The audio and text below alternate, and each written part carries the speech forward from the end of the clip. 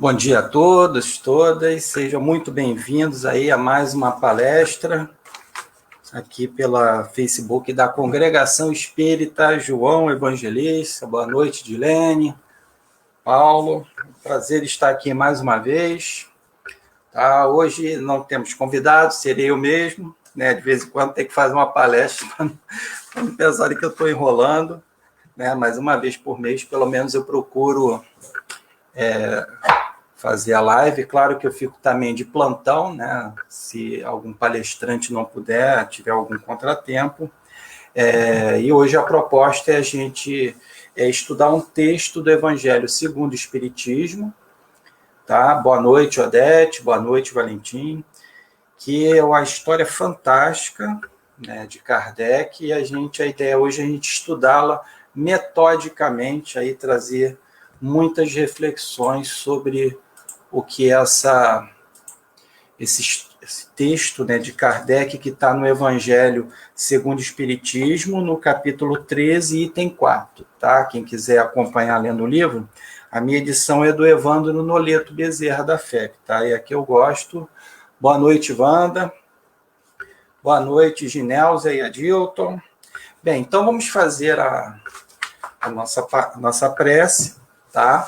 Ao final aí, vamos fazer a prece ao desencarnado. Eu não botei no post, mas eu me lembrei depois, tá? Se eu esquecer, vocês me lembrem, tá? Boa noite, Tânia.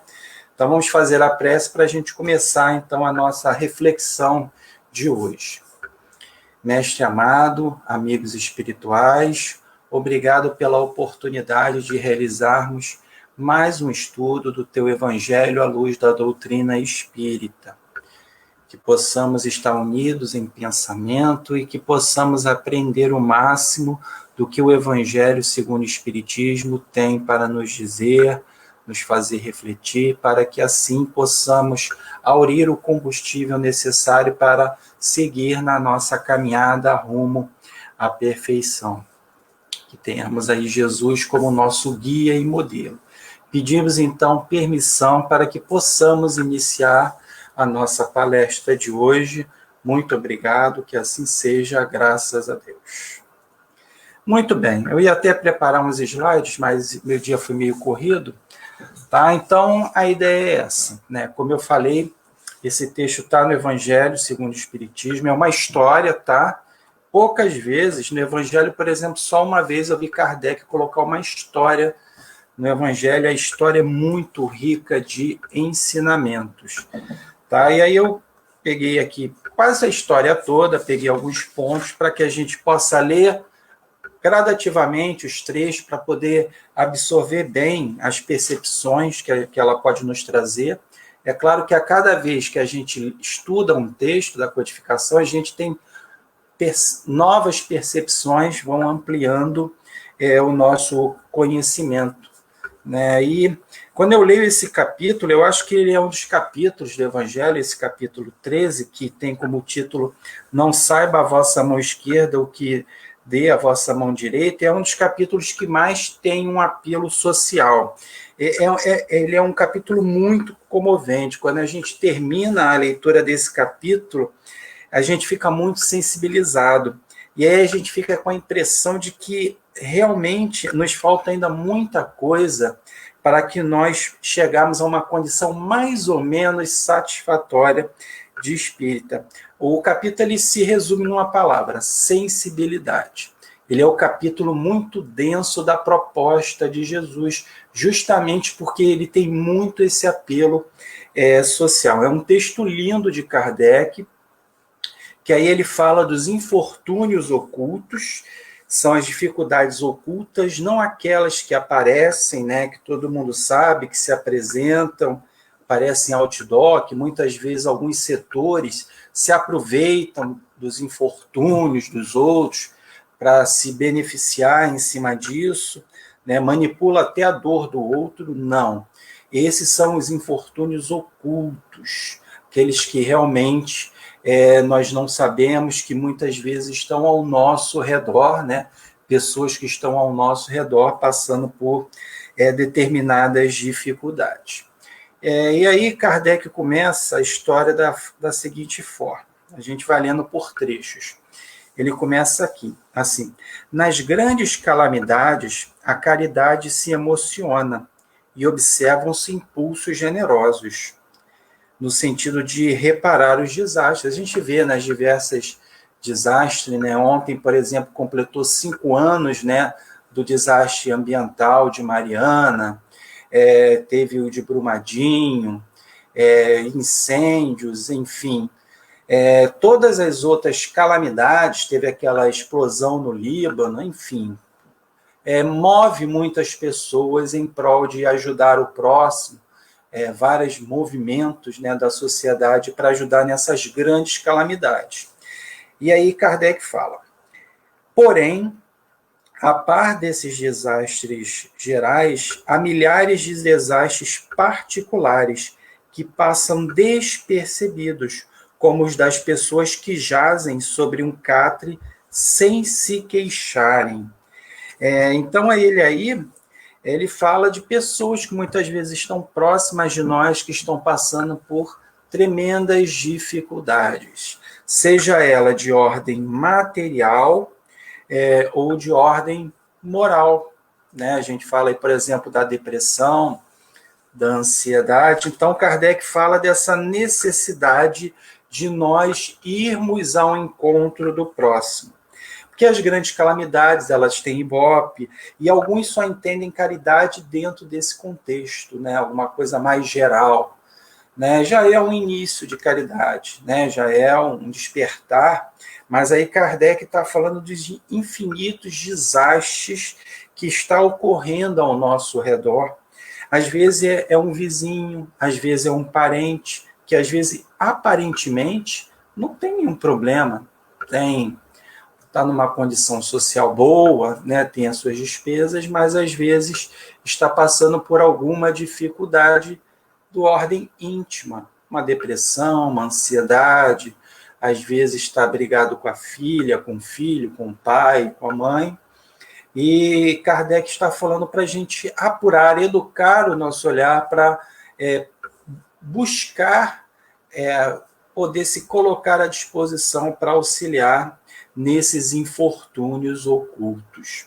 E aí, mais à frente, ele fala aqui. Na realidade, eu peguei também outros trechos da codificação para reforçar isso que o Kardec colocou nesse próprio texto. Por exemplo, nesse mesmo capítulo, no capítulo 13, no item 11, o Espírito fala: ide ao encontro do infortúnio, ide em socorro, sobretudo das misérias ocultas, por serem as mais dolorosas, porque aquela oculta são as mais dolorosas, que a pessoa não tem com quem desabafar, com quem buscar ajuda, um consolo. Às vezes é só alguém que possa escutá-lo, né? Só alguém que possa ser empático, se colocar à disposição para ouvir o que o outro tem para falar. Por isso que os espíritos falam que essas misérias ocultas, elas são as mais dolorosas. E aí, mais à frente, aí voltando para o texto, Kardec diz: são esses infortúnios discretos e ocultos que a verdadeira generosidade sabe descobrir sem esperar que peçam assistência. A gente procurar ser útil, tá? Mas também sem se intrometer na vida do outro, se colocar à disposição. Né? Às vezes a gente diz: não vou arrumar mais problema, eu já tenho os meus. Só que muitas vezes os nossos problemas, às vezes, encontram respostas a partir do momento que a gente se coloca à disposição de ajudar o outro, né? Essa semana eu vi uma história, foi até do Carlos Alberto, que já deu palestra aqui, né, recentemente, falou sobre a criança na visão espírita. Ele estava dizendo na rádio esses dias que ele estava com uma dor no pé muito grande, né? E aí ele tinha que ir na casa espírita, era o dia de trabalho dele, lá no posto espírita de Bezerra de Menezes, posto espírita de Caridade Bezerra de Menezes, lá em Cascadura. Aliás, esse mês vai ter um trabalhador de lá fazendo uma live para a gente. E aí ele estava com muita dor e ele chegou lá na casa, uma casa enorme, tem médios, bastante médios, faz um trabalho fantástico, né, de ajuda as pessoas, né? E ele começou a trabalhar lá intensamente na casa espírita, e quando ele foi embora, aí que ele se lembrou, cadê eu estava com a dor no pé, cadê? Ele se esqueceu da dor, a dor tinha desaparecido, e é isso aqui que o texto vai falando, né? A gente às vezes não quer, porque já tem muito problema, muitas vezes, quando a gente vai em busca de se colocar à disposição para fazer a caridade, a ajuda ao próximo, a gente está se ajudando. É claro que nós temos o benefício, nós muitas vezes somos os mais beneficiados pelo gesto de caridade que nós nos colocamos à disposição do próximo. Boa noite, Cláudia. E aí a gente vai entender melhor o que seria essa caridade, porque a irmã Rosália, no Evangelho, no capítulo 13, no item 9, ela fala sobre 2 tipos de caridade. As 2 são importantes, só que uma é mais difícil. Ela diz, desejo compreendais bem o que seja a caridade moral, que todos podem praticar, que nada custa materialmente, porém que é a mais difícil de exercer-se. Parece contraditório, né? Todos podem praticar, mas é a mais difícil. Porque aí tem a caridade material, você dá um alimento, comprar alguma coisa, dar uma roupa, o que aquela pessoa precisa. E aí, muitas vezes, a caridade material nem todos podem fazer. Né? Pessoas paupérrimas, né, que não podem necessariamente fazer a caridade material, embora muitas vezes elas nos dão um grande exemplo, às vezes já não tem muito o que comer, mas ainda divide com o outro. A caridade moral é você se dar, porque a caridade material, a gente dá o que a gente tem, a caridade moral a gente dá o que a gente é você parar para ouvir o outro, fazer uma prece pelo outro, isso é que é a caridade moral, por isso que está acessível a todos. Só que ela nos coloca que nós não conseguimos ainda nem nos suportar uns aos outros. Ela fala isso no texto, eu não vou ler para não ficar extenso. Né? Ela fala que a caridade moral é você não retribuir uma fala tola de alguém para você, enfim. Por isso que ela fala, porque a caridade material, eu posso ir de má vontade no centro e levar o meu quilo de arroz. Né? Vou lá, tem que fazer a caridade, a pessoa que vai receber o quilo de arroz vai ser beneficiada, mas eu não for, se eu for de má vontade, eu não fui, pratiquei a caridade material, entreguei lá, mas eu não fui beneficiado, e aí, mas eu consigo fazer a caridade moral, ela é muito mais difícil, e é isso que Kardec fala, e a irmã Rosália reforça isso aqui no Evangelho. E aí, prosseguindo na história, Kardec fala, quem é esta mulher? No final da palestra eu vou revelar quem é, tá? Quem é esta mulher de ar distinto, de traje tão simples, embora bem cuidado, que se faz acompanhar de uma mocinha tão modestamente vestida? Então, vê que ela se coloca à disposição, fala para a gente ir em busca do outro, falar o que você está precisando, pode desabafar comigo, o que eu posso te ajudar. Eu não posso resolver o seu problema, mas eu posso me colocar à disposição para poder te ajudar de alguma forma. E repara que ela vai, essa moça, essa dama, ela vai de ar distinto, ou seja, uma nobre, né? De traje tão simples, embora bem cuidada. Então, vê que ela está bem cuidada, mas modestamente. Pela condição social dela, que a gente vai ver ao longo da palestra, ela podia ir cheia de joias, as suas melhores roupas, mas será que isso, ela ao chegar, será que ela não ia humilhar aqueles a quem ela vai ajudar? Né? Quantas vezes a gente quer fazer uma caridade, aí se veste tudo, bota as joias, quer ir com a melhor roupa, e a pessoa lá paupérrima, que às vezes fica um pouco constrangida, vê que na própria vestimenta, essa mulher já nos dá o exemplo, ela vai, é a caridade de discrição, ela vai, claro, ela não vai sem tomar banho, mal vestida, não, ela vai bem vestida, mas modestamente, porque ela não quer ofender ninguém, né, nem ter nenhuma separação em termos de condição social. Ela ali é uma irmã que vai ajudar alguém, então ela se preocupa com a imagem, né, com a sua roupa, com a sua vestimenta. Então ela tem contato, cuidado em todos os níveis na hora de fazer esse gesto, justamente para não chocar a miséria alheia. E aqui na questão 888A, de O Livro dos Espíritos, olha o que Vicente de Paulo fala sobre essa situação da mulher de bem vestida, mas modestamente. Ele fala que a verdadeira caridade, ela é sempre bondosa e benévola. Está tanto no ato como na maneira por que é praticada. Então, a caridade, ela está no ato e como que ela é praticada. Né? Será que eu pratico fazendo ostentação? Né? Fico cobrando do outro? Né? Entro com pressa, doido para ir embora, fazendo como se fosse uma obrigação aquela caridade? Então, é isso que Vicente de Paulo fala. A caridade, a verdadeira, está tanto no ato como na maneira por que é praticado.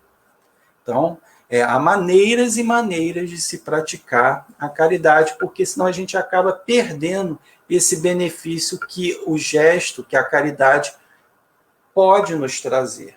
Né? A gente acha que tudo que a gente está fazendo é com caridade, mas a gente tem que analisar, será que a maneira com que eu estou fazendo, o ato, como eu estou fazendo, será que realmente está sendo caridoso? E é isso que Kardec vai colocar mais na história. E aí, essa mulher está bem vestida, entra acompanhada de uma mocinha, e aí continua a história. Ela entra numa casa de sórdida aparência, onde, sem dúvida, é conhecida, ou seja, ela tem o hábito de ir até aquela casa, porque ela já é conhecida. Tá? Então, a caridade dela é periódica, né? Não é assim, final do ano, Natal, eu vou ajudar a quem precisa. Não, é algo que faz parte do dia a dia dela, né, da vida dela. Tanto que ela já é conhecida nessa casa. Pois que a entrada a saúdam respeitosamente. Então, todos reconhecem ela como aquela que estão ajudando, mas respeitosamente. Então, essa família também, ela não está se aproveitando, né, desse gesto de caridade, a saúdam respeitosamente. Aonde ela vai? É uma pergunta aí. Sobe até a mansarda, onde jaz uma mãe de família cercada de crianças. Então, nessa casa, tem uma mãe cercada de crianças. A sua chegada brilha alegria naqueles rostos emagrecidos. Olha só que sentimento legal de fazer a caridade, né? Todos que fazem diz que é uma sensação inenarrável. Você chega lá, as crianças olham para você com aquele sentimento de alegria, de que como aquela que nos está nos ajudando chegou. Que alegria. E a criança, ela é muito sincera, né? Ela não faz isso por interesse, não. A criança, ela é sincera. Olha só como é a recompensa nos gestos de caridade. E aí Kardec fala, é que ela vem acalmar todas as dores, todas dores. Então ela não vem só praticar a caridade material, ela vai praticar a caridade moral também. Traz o de que necessitam, acompanhado de meigas e consoladoras palavras, que fazem que os seus protegidos, que não são profissionais da mendicância, aceitem o benefício sem corar. Então, ela, além de trazer o necessário no âmbito material, traz consolações, palavras de conforto, de forma que ninguém fica corado, envergonhado. Então, como é que nós estamos nos oferecendo para praticar a caridade? Será que eu tenho cuidado com aquilo que eu estou oferecendo? Ou eu condiciono a minha entrega? Tipo, eu entrego uma camisa, né? E aí, semanas depois eu vou lá e pergunto, e aí, tá usando a camisa? Né? Se a pessoa disser que botou papai no chão, como é que a gente fica? Né? Eu já escutei uma história dessa que quem doou ficou uma arara. Mas é isso. Você dá e depois fica querendo cobrar. Cadê a camisa que eu te dei? Ou então, eu te emprestei o dinheiro para você comprar remédio. Cadê os remédios? Você comprou? Está tomando? Ou está usando para outra coisa? Então a gente não deu. Né? A gente ainda está apegado àquela doação. Às vezes, por exemplo, minha mãe trabalhou muito tempo no bazar do centro aqui do Irmã Clara, né? Então, Dilene, Cláudia, Maria Emília sabe muito bem, né, trabalhar em bazar, né, o Paulo, que recebe-se muitas doações de coisas que não prestam para ninguém, é jogar fora.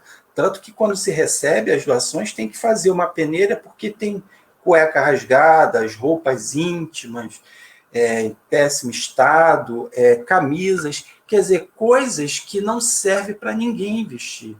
Então, por que eu dei? Porque eu estou com pena de jogar no lixo, aí eu dou para alguém. Eu tenho que pensar o seguinte, serve para mim? Serve para alguém vestir? Então, são essas as reflexões que a história que nos traz. E também quando a gente faz uma caridade, será que a gente condiciona, cria condições para fazer? Vou fazer isso, mas você tem que fazer isso. Será que às vezes quero manter o outro sob o meu poder, sob a minha fiscalização?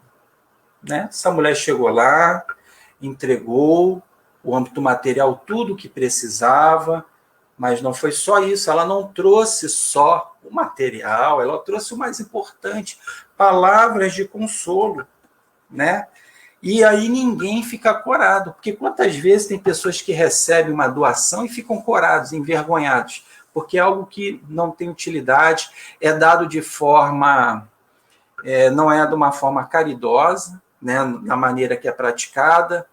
Vou te dar, hein? Não acostuma não, hein? E tá bom pra caramba, não tem aquele ditado popular, cavalo dado não se olha os dentes. De graça tem injeção na testa.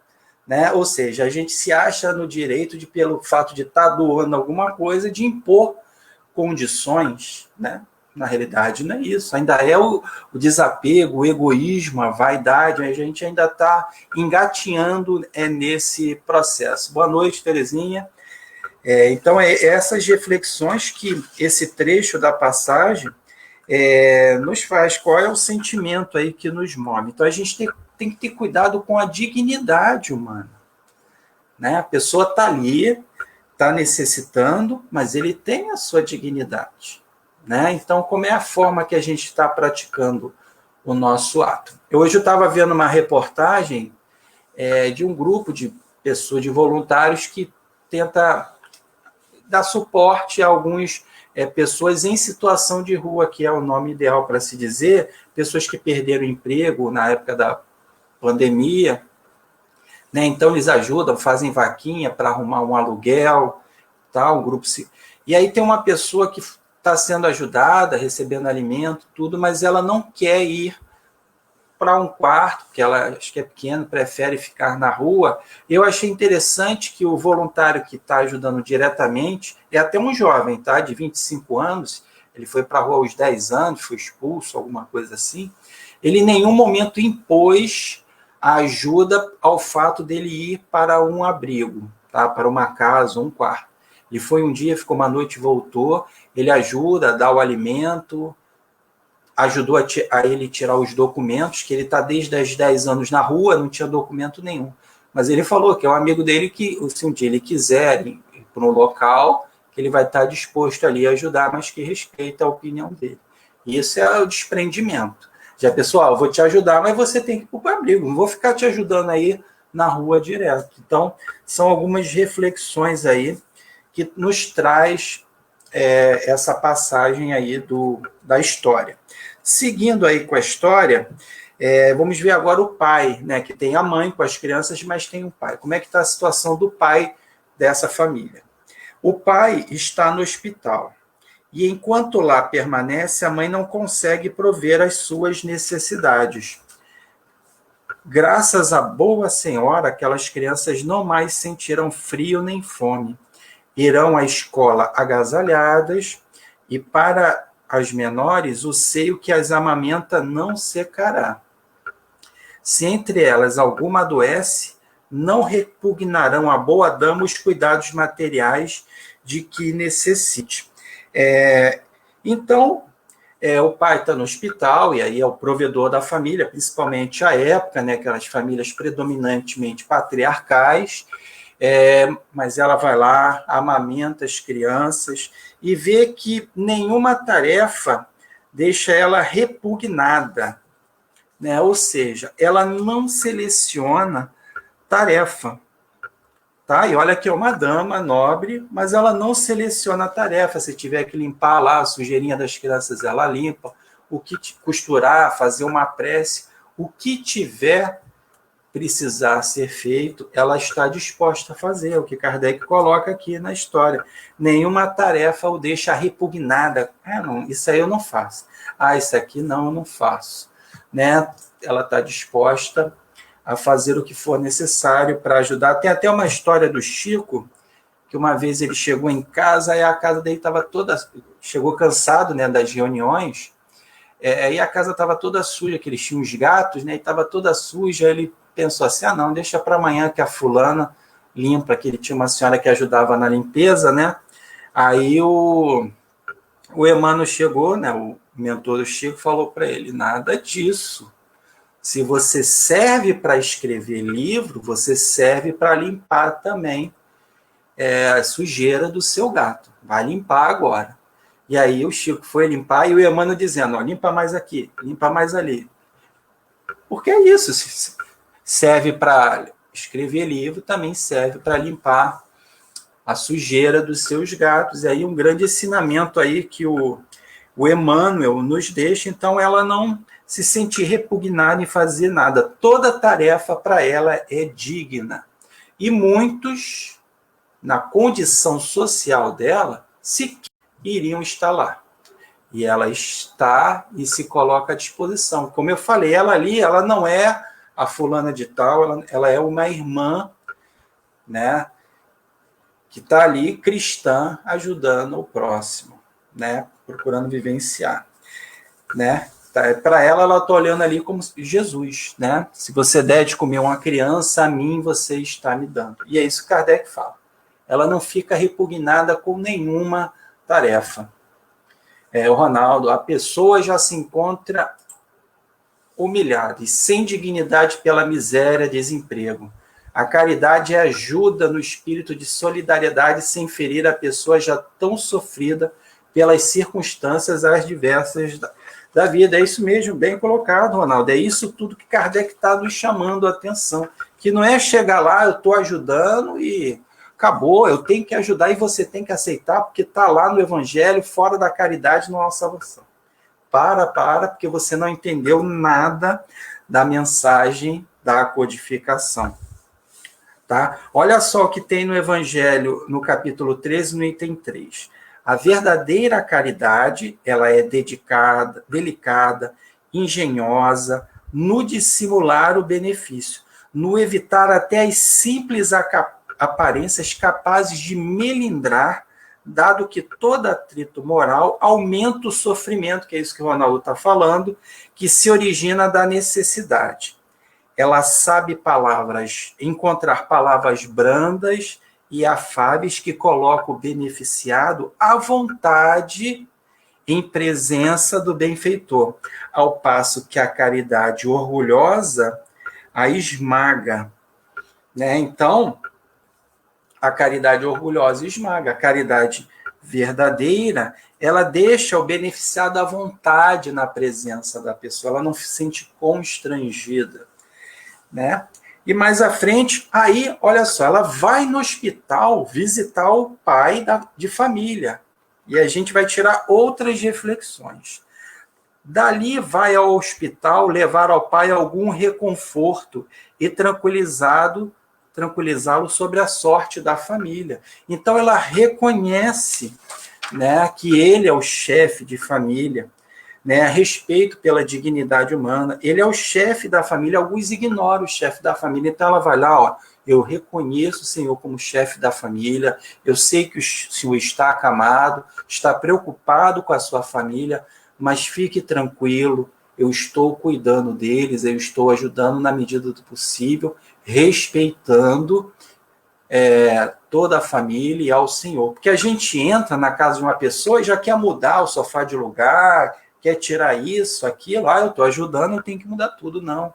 Ela reconhece porque ele, por ser o chefe da família, e uma pessoa que é o chefe da família, uma mãe, um pai, um avô, ele se sente muito triste passando pela dificuldade. Mas ele fica ainda mais triste ao saber que a sua família está passando por dificuldade. Então, é uma situação muito dolorosa, né? Que muitas vezes, na caridade, a gente atropela e não reconhece isso. E ela vai lá e mostra, eu te reconheço como chefe, então eu vim te dar a satisfação.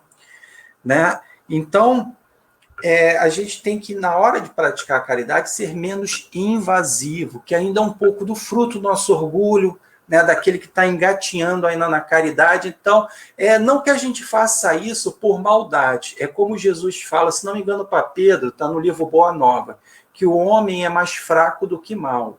Né? Hoje, de maneira geral, nós somos mais fracos do que mal.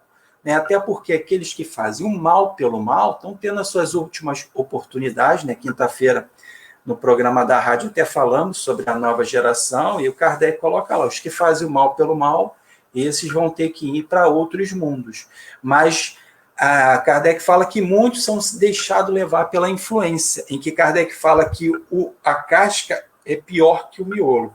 E ao se afastarem desses que fazem o mal pelo mal, eles vão conseguir trilhar melhor o seu caminho. Então, ela vai lá dar satisfação ao pai de família, que, claro, deve estar muito preocupado, né? Se a gente situar no contexto de hoje, né, um pai de família ou uma mãe de família, né, o responsável pela família que perdeu o emprego, e aí seus filhos, seus sobrinhos, netos, estão dependentes daquilo, o quanto que ele não fica apreensivo, noites sem dormir, por aí vai.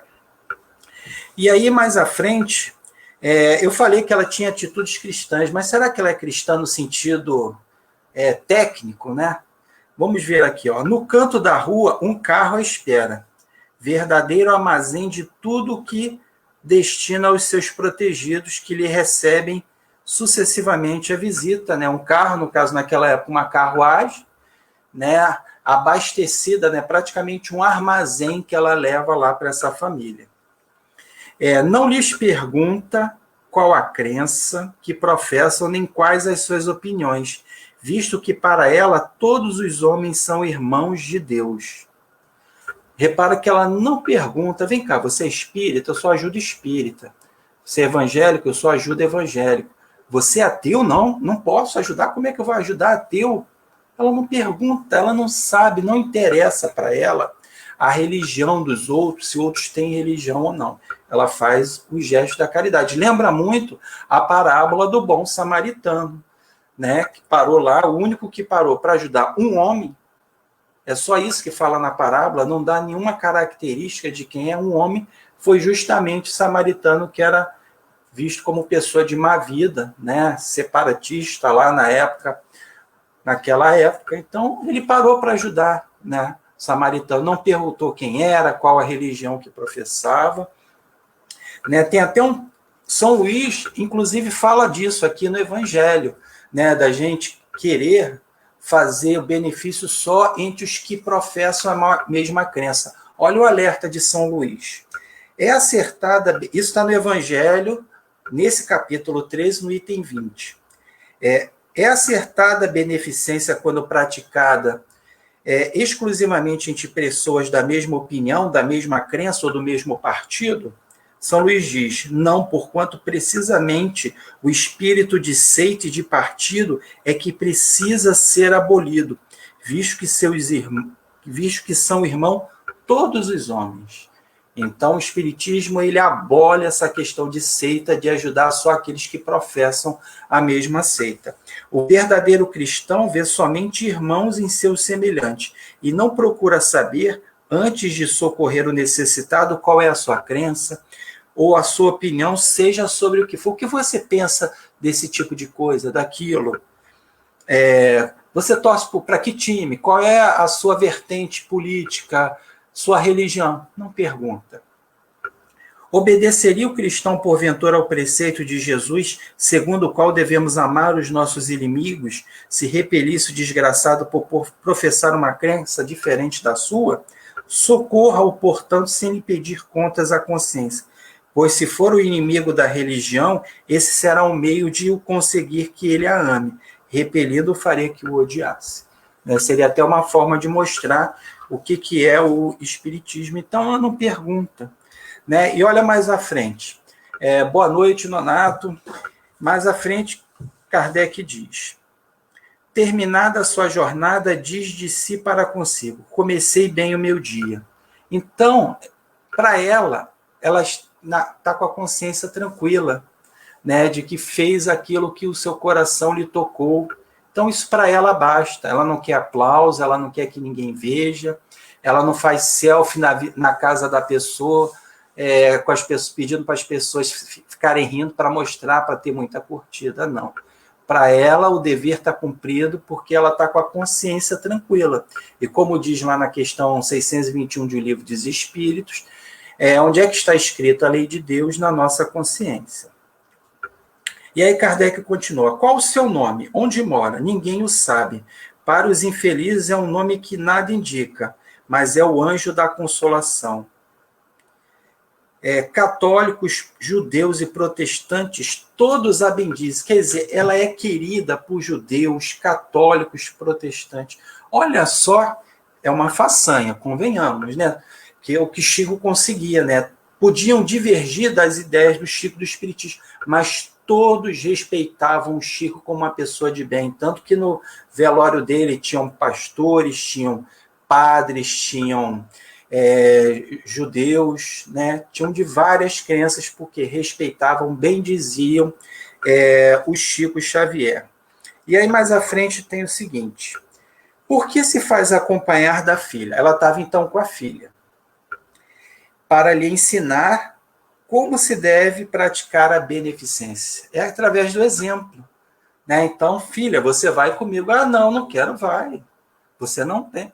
A gente não obriga, não faz o filho ir para o colégio, para evangelização, então vai junto comigo. Né? Até a certa idade ela não tem esse livre-arbítrio, justamente para ver o exemplo, se acostumar com esse hábito de caridade. Nada melhor do que o exemplo. Como diz, acho que é o Marco Prisco, a palavra empolga, mas o exemplo arrasta. Sua filha também quer fazer a caridade, mas a mãe lhe diz: que podes dar, minha filha, quando nada tens do teu? Se eu te passar alguma coisa às mãos para que deis a outrem, qual será o teu mérito? Em realidade, seria eu quem faz a caridade. Que merecimentos terias nisso? Não é justo.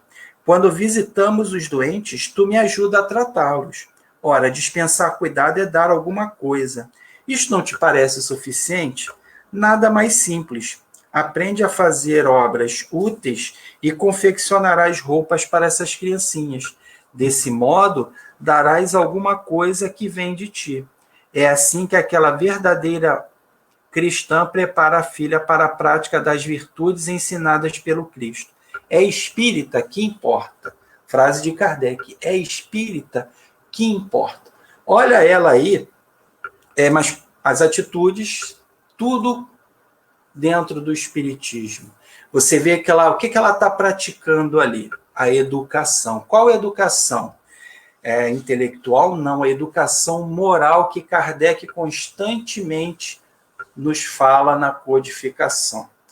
Né? Que não é a educação dos livros, é a educação que é o conjunto dos hábitos adquiridos. Né? Que muitas vezes a gente se preocupa muito com a educação intelectual, é importante, com a instrução, mas a educação moral que começa desde pequeno, o respeito ao próximo, valorizar o que tem, evitar os mimos. Né? Tem um texto de Kardec fantástico, que é lição moral na infância. Kardec olha um casal, como eles cuidam da filha. E Kardec vai observando, né? E Kardec a cada hora faz uma ponderação, né? A forma como eles tratam a criança, de forma que a criança ela vai se tornando egoísta, né? Tipo, eles, se você comer tudo, eu te dou um doce. Aí a criança come para ganhar o doce. Quando Kardec falou, não, ela tem que comer porque isso é necessário.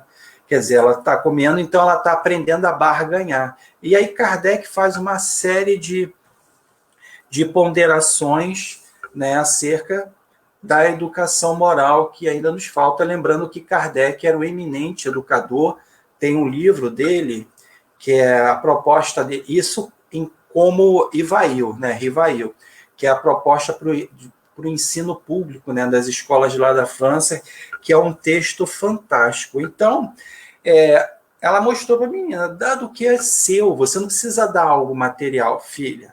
Você me ajuda a cuidar dos doentes, você aprende a costurar, dá algo do que é seu, né, para você. É igual aquela situação, né, que a criança vai te dar uma carteira, te dar uma camisa, mas foi com o seu próprio dinheiro, né, que você deu para a mãe ou deu para o pai, aí o pai compra, a mãe compra e o filho dá. Quando a gente valoriza muito aquilo que a criança dá, né? Minha sobrinha, por exemplo, esteve aqui hoje, então ela faz os desenhos aqui, eu guardo tudo aqui comigo, e aquilo tem muito valor, né? Vou guardar para sempre, para quando ela estiver adolescente, lembrar das épocas do desenho. Então ela está falando do que é seu, ou seja, a caridade não precisa ser doado algo material. Claro, não estamos aqui dizendo que não precisa da caridade material, é claro que a gente precisa, as pessoas precisam comer, se vestir, mas a criança ali, o que ela poderia dar que não fosse material? Se oferecer, se dar, né? Mas às vezes a gente não consegue dar, como é que a gente vai se dar, né? E aqui no trecho mais à frente, vamos ver o final aqui da história, para a gente ver quem está aqui no livro.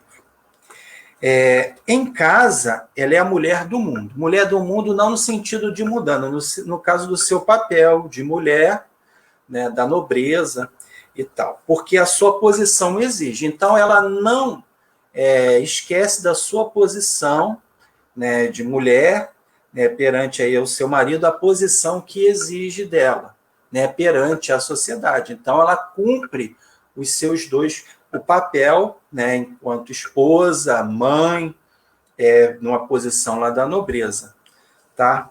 Ignoram, porém, o que faz, porque ela não deseja outra aprovação além da de Deus e da sua consciência. Então, ninguém sabe da família o que ela faz, né? Porque ela só quer a aprovação de Deus e da sua consciência. Ela não faz ostentação, ela não espera a aprovação de ninguém. A luz dela brilha por si própria, até porque o bem, de alguma forma, vai chegar. A questão não é se mostrar ajuda, solidariedade. O problema é que quando a gente mostra isso, a gente mostra com egoísmo, com vaidade. Vê que no caso dela, ninguém sabia o que ela fazia, né? Ninguém da família. Ela só queria a aprovação de Deus e da sua consciência. E aí, olha como é que é o destino. Olha o que acontece no final da história. Certo dia, no entanto, uma circunstância imprevista leva-lhe à casa uma de suas protegidas. Uma daquela família em que ela ajudava vai bater na casa dela. Que andava a vender trabalhos executados por suas mãos. Esta última, ao vê-la, reconheceu nela a sua benfeitora. E a benfeitora disse: silêncio. Ordena-lhe a senhora, não digas a ninguém. Assim falava Jesus. Né? Ela poderia aproveitar, que bom que você está usando, está vendendo, ainda bem, né? Não estou indo lá à toa, não. Silêncio, assim falava Jesus. Então não precisa ninguém saber.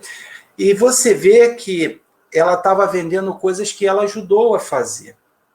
Então, ela não foi lá para praticar o assistencialismo puro de dar, sem oferecer instrumentos para que aquela família conseguisse, por si próprio, produzir o seu trabalho, ter o seu ganha-pão, porque a família queria isso. Ela não queria ficar nessa dependência dessa nobre senhora, né? E ela não queria divulgação de ninguém. Jesus fala sobre isso, em Mateus, tende o cuidado em não praticar as boas obras diante dos homens, para serem vistas, pois do contrário não receberei recompensas de vosso Pai que está nos céus. Assim, quando derdes esmola, Não trombeteis como fazem os hipócritas nas sinagogas e nas ruas para serem louvados pelos homens. E hoje em dia ele diria, não fica falando para todo mundo, postando selfie. Digo-vos em verdade que eles já receberam a sua recompensa. Por quê? Porque eles queriam ser vistos pelos outros, então já receberam a recompensa dele. Quando derdes esmola, não saiba a vossa mão esquerda o que faz a mão direita, a fim de que a esmola fique em segredo. E vosso Pai, que vê o que se passa em segredo, vos recompensará. O Pai está vendo, Deus está vendo, o seu anjo da guarda está vendo, os anjos da guarda dessas pessoas, né, eles estão vendo o que você está fazendo pelos tutelados dele. Então, há muitas pessoas que estão vendo, né? Só que a gente não está vendo, né? A não ser que tenha a vidência aí, mas há muitas pessoas, está sendo uma festa no mundo espiritual. Você imagina quantos espíritos bons estão naquele ambiente no momento que chega essa nobre dama. Está o anjo da guarda dela, o anjo da guarda de cada um daquela família, outros amigos espirituais, né? Porque a ambiência naquela casa deve ser maravilhosa, né? Eu peguei uma frase aqui da Anália Franco, que ela diz que a Anália Franco, espírita, professora, né, lutou muito, né, pela educação. A verdadeira caridade não é acolher o desprotegido, mas promover-lhe a capacidade de se libertar. Então, oferecer instrumentos a ele para se libertar, para não ficar na dependência de ninguém. Essa colocação é da Anália Franco, né, sobre a verdadeira caridade. E aí, terminando a nossa história, vamos à revelação. Quem é essa nobre senhora que, sinceramente, eu fico sempre encantado, sensibilizado a cada vez que eu leio essa história, uma das que eu mais gosto. Boa noite, Maria Carmen. Boa noite, Haroldo. Obrigado. Então, me toca muito, me sensibiliza muito, né, essa história belíssima de Kardec. Eu vou ler uma fala dela que está no Céu e Inferno. Essa dama diz o seguinte, ela está lá no capítulo de Espíritos Felizes. Trabalhadores, estou nas vossas fileiras. Eu, a dama nobre, olha lá aí, ganhei como vós o pão com o suor do meu rosto. Saturei-me de privações, sofri reveses, e foi isso que me retemperou as forças da alma. Do contrário, eu teria falido na última prova, que foi essa da riqueza, o que me teria deixado para trás na minha carreira. Como eu, também vós tereis a vossa prova da riqueza. Mas não vos apresseis em pedi-la muito cedo, porque a gente ainda não está, né, no nível top dela, né? Pegar a riqueza agora, meu Deus, vai tudo para o espaço. E vós, outros ricos, tendes sempre em mente que a verdadeira fortuna, a fortuna imorredora, não existe na terra. Procurai antes saber o preço pelo qual podeis alcançar os benefícios do Todo-Poderoso. Essa dama, ela está lá em Um Céu e Inferno, tá? Na tradução do Evandro Noleto, ele diz que essa senhora é o retrato vivo da mulher caridosa, referida por Kardec no Evangelho. O Haroldo Dutra também, ele já participou de uma entrevista numa TV Espírita, que falou que é a Condessa Paula. Está lá no Céu e Inferno, capítulo de Espíritos Felizes. Então é ela, e ela fala lá, eu sugiro a vocês que leiam em outra oportunidade o texto dela lá no Céu e Inferno. Ela fala que ela passou por muitas reencarnações na pobreza, na dificuldade, para se preparar para ter uma reencarnação na prova da riqueza, que foi a última, segundo ela diz assim, no sentido de passar por uma prova bem grande assim.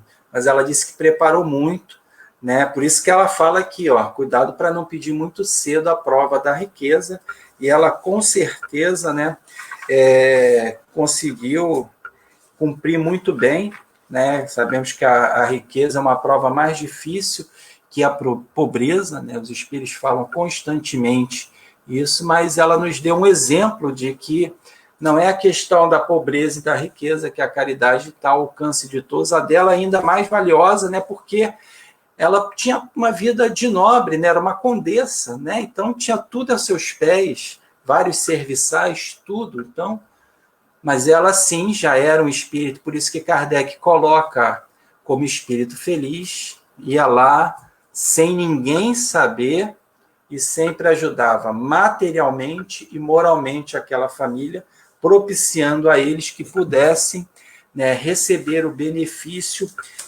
sem corar. Tá legal, meus amigos? Então a gente finaliza aqui essa nossa palestra. A Condessa Paula, outra coisa que eu queria falar, ela tinha riqueza, ela possuía riqueza, mas não era possuída pela riqueza, né? Então ela tinha, mas não, ela possuía os bens, mas não era possuída por eles. Muitas vezes a gente é possuído pelos bens, né? Mesmo não tendo os bens que ela tem, mas às vezes se deixa possuir pelos bens. Ok? Muito bem, então vamos dar por encerrada essa nossa reflexão de hoje. Vamos fazer então a nossa prece aí aos desencarnados, tá? Lembrei aí.